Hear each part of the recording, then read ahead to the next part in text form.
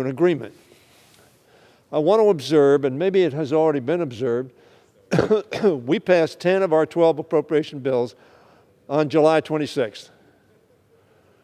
That was 2 months before the end of the fiscal year. The Senate, unfortunately, didn't pass any of its appropriation bills. It still hasn't passed any of its appropriation bills. It has a document that they did not pass through committee and has not passed the Senate that is the basis for our negotiations. And that has delayed us substantially, not because the House didn't do its work on time, but because for whatever reasons, the Senate did not address the appropriation process in a timely fashion. Mr. Speaker, I have served on the Appropriation Committee for a long time. I went on in January of 1983. I was on the committee that Mr. DeLauro, the subcommittee that Mr. DeLauro now chairs as well. And when we'd pass a bill and the Senate would pass a bill, we would go to conferences. So many of our members don't know what a conference is. The members of the House committee and the members of the Senate committee came together in a room and talked about how we were going to resolve the differences between the two bills. That hardly ever happens now. And we are losing something of the legislative process because it doesn't happen. With all due respect to the four people who now are called the four corners, whether it's the chairs of the committees or the Speaker, the minority leader in the Senate and in the House. Now, it's not the Speaker, it's the minority leader and the majority leader in the Senate. But those four people have a lot of work to do. I'm the majority leader over here. I know I have a lot of things to watch out for.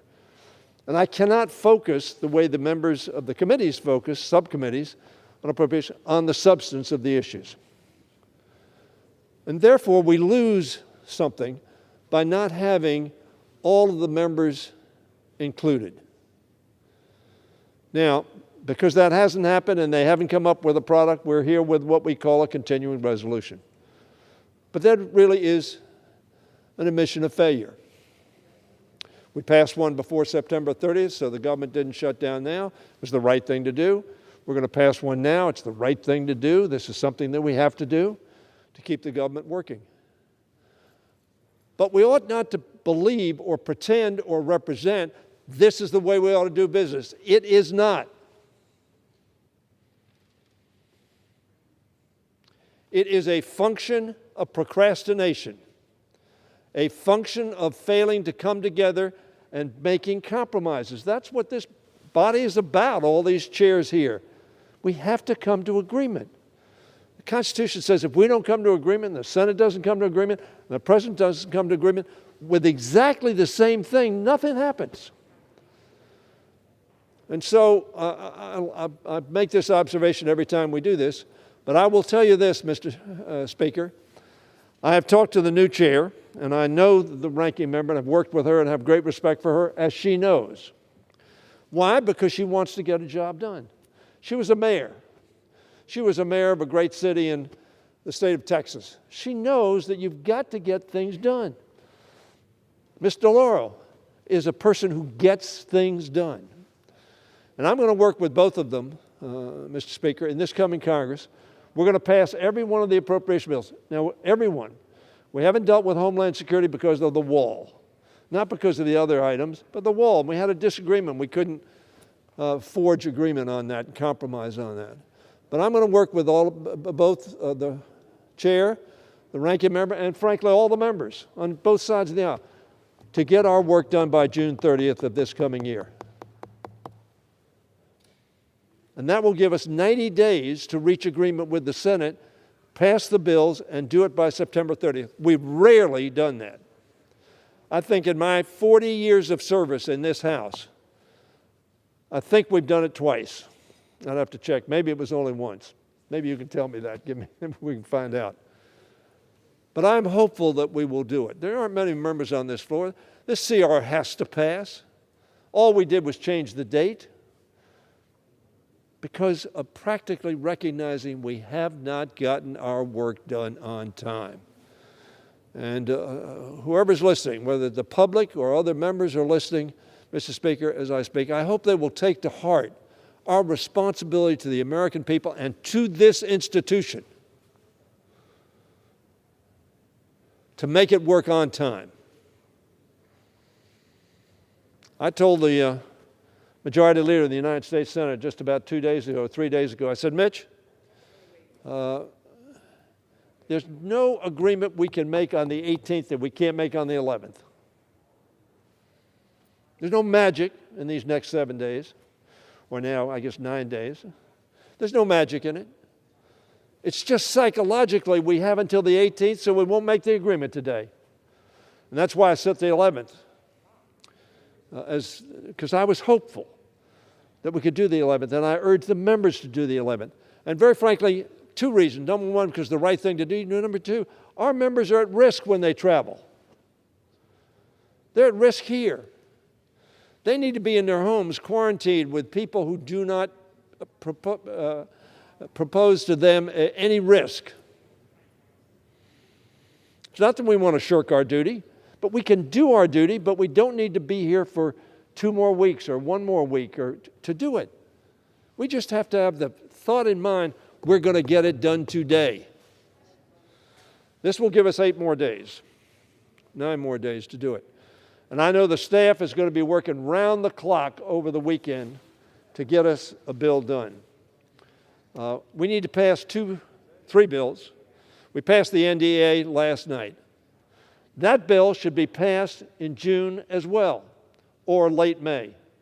And I've told Mr. Smith and the new ranking member that I'm going to do everything I can to have that bill on the floor this coming May.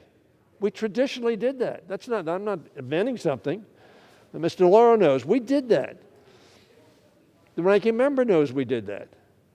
And we all say it's a very important bill.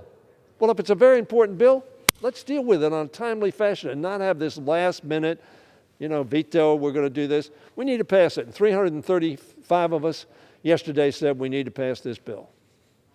So I will end this tirade by simply saying congratulations to Mr. Lauro, to the ranking member, who's a good friend and a very responsible member of this House.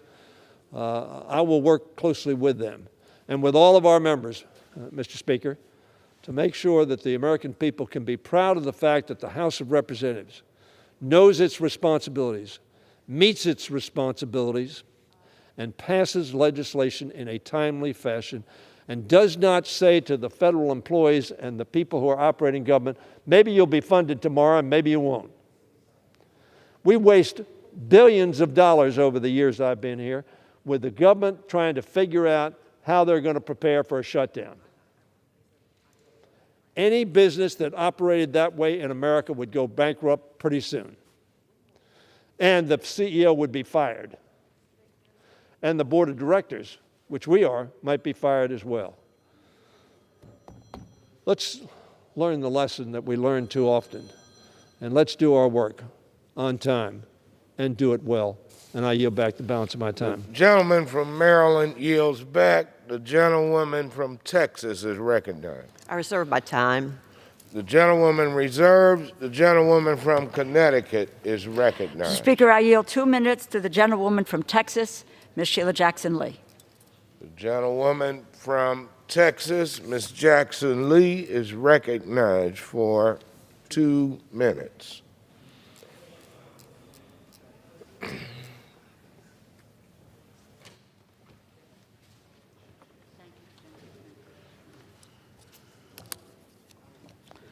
I thank the Speaker, and I certainly associate the concerns of the leader, Majority Leader Mr. Hoyer. I associate myself with his concerns and my appreciation for the Appropriations Committee. Let me thank Mr. Lauro and my fellow Texan, Ms. Granger, and certainly make mention of her ascending to continue as ranking member in the next Congress. I rise to support this underlying legislation for the extension of the CR to December 18th. And I rise to as well reemphasize the desperate conditions Americans are in. 14 million COVID-19 cases, almost 300,000 dead, predicted to have Americans tragically that have would have possibly lost their life in 2021 of upwards of 500,000 Americans. This is a funding bill. When we say keep the government open, what we really mean is to serve the American people, to make sure they have health care, they have education dollars, that they are able to fund their local police and fire, that they have child care dollars, that they have research dollars. At the same time, if I went on any local street in America today, they would be asking me to give them a lifeline so their restaurants can stay open, the small businesses. They'd be asking about their unemployment extension and the cash payments. That's what we need to get into the negotiation, and we are hoping to do the funding bill and COVID-19 as well. I want to rise on the floor today to make a particular point, a number of points in particular. The necessity of the unemployment extension and increase. We had $600 in the past. And the necessity of the cash payment as well. But I also want to make mention of the fact that our local jurisdictions, our cities and counties and tribal jurisdictions, they need the money for public funding to go directly to them. No strings attached by the state. They are losing out. Their firefighters are losing out. Their health clinics are losing out. Their municipal workers are losing out because it is getting entangled with the state. Finally, the Department of Transportation needs funding for its environmental assessment because projects like the I-45... Gentlewoman's time. I yield another 30 seconds to the gentlewoman. Gentlewoman's recognized for an additional 30 seconds. I thank the Speaker and I thank the soon-to-be chair of the Appropriations Committee.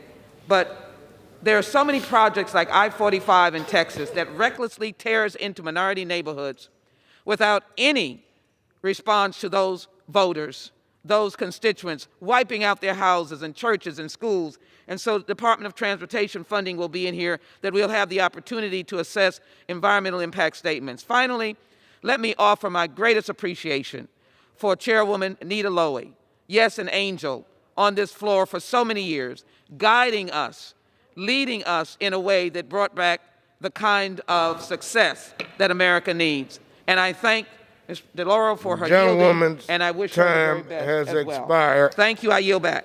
The gentlewoman yields back. The gentlewoman from Texas recognized. Mr. Speaker, before I close, I want to take a minute to congratulate Congresswoman DeLauro for being named chairwoman of the full committee next Congress. I look forward to working with you in the coming years. I urge my colleagues to vote yes on the bill before us today. I yield back the balance of my time. Gentlewoman yields back. The gentlewoman from Connecticut.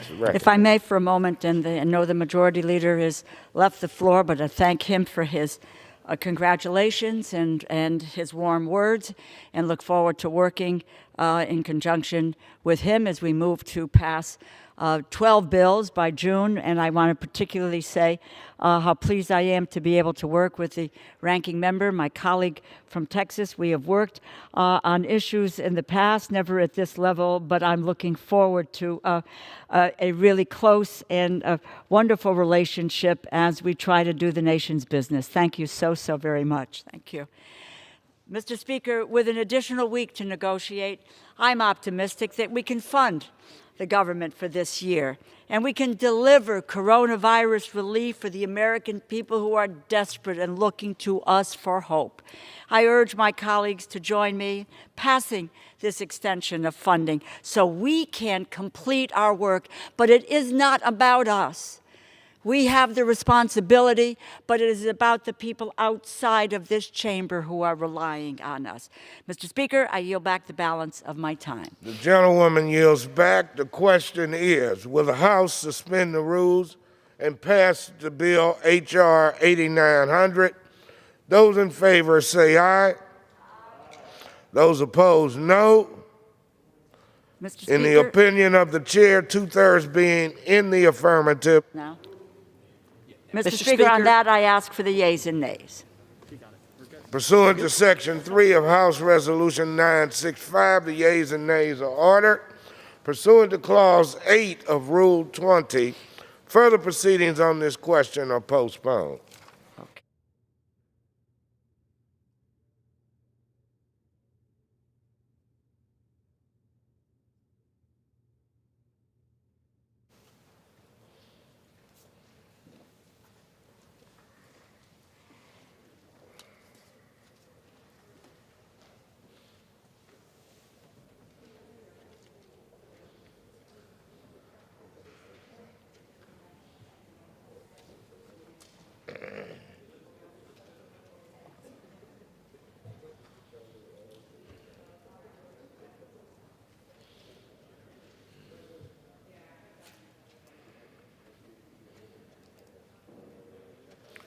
This is my water.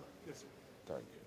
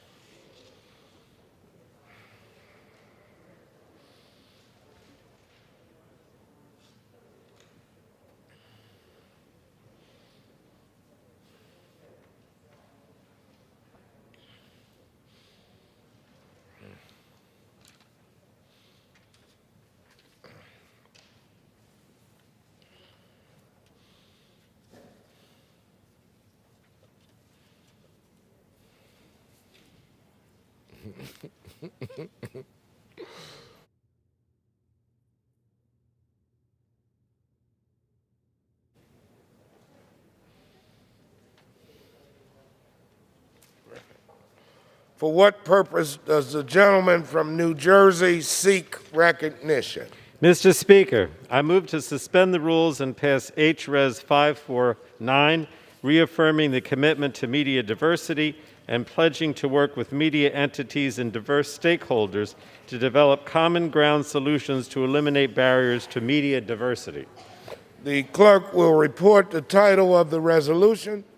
House Calendar Number 100, House Resolution 549, resolution reaffirming the commitment to media diversity and pledging to work with media entities and diverse stakeholders to develop common ground solutions to eliminate barriers to media diversity.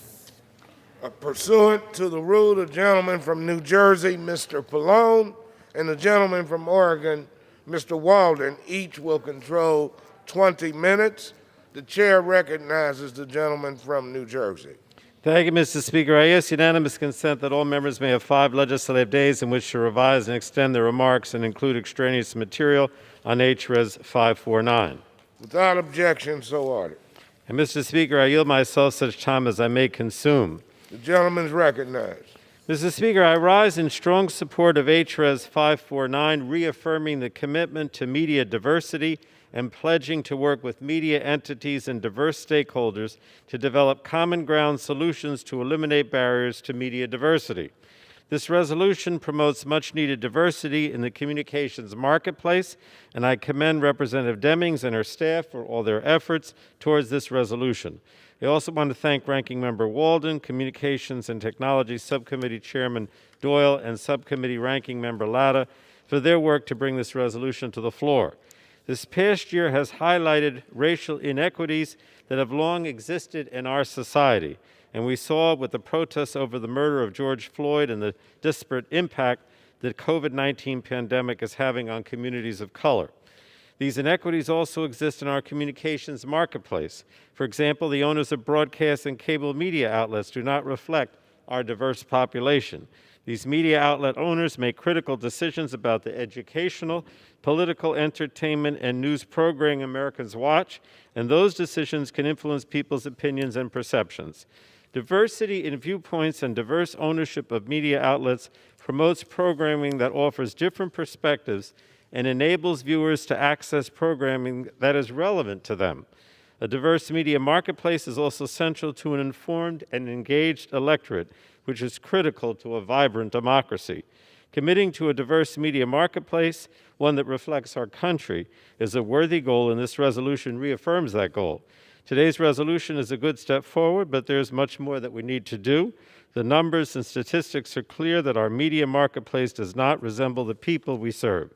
So I hope we can come together to do the additional work that's needed, and I urge all of my colleagues to support this resolution. And with that, I reserve the balance of my time, Mr. Speaker. The gentleman reserves. The gentleman from Oregon is recognized. Well, thank you, Mr. Speaker. I rise today and would yield myself such time as I may consume. I rise today in support of H-Res 549. This is a resolution introduced by my colleague, Ms. Demings, that reaffirms the commitment by Congress to work with media entities and diverse stakeholders to find common ground solutions to eliminate barriers to diversity in our media.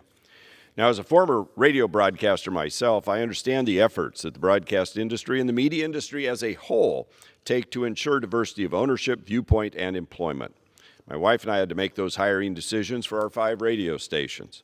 I know firsthand the business imperative to serve your community with local news and local programming that reflects the makeup of your community. While today's resolution focuses specifically on broadcast stations, this problem is not unique to one segment of the media industry.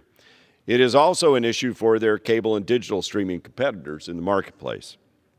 I appreciate the many steps that the industry has taken, not only to recognize and take responsibility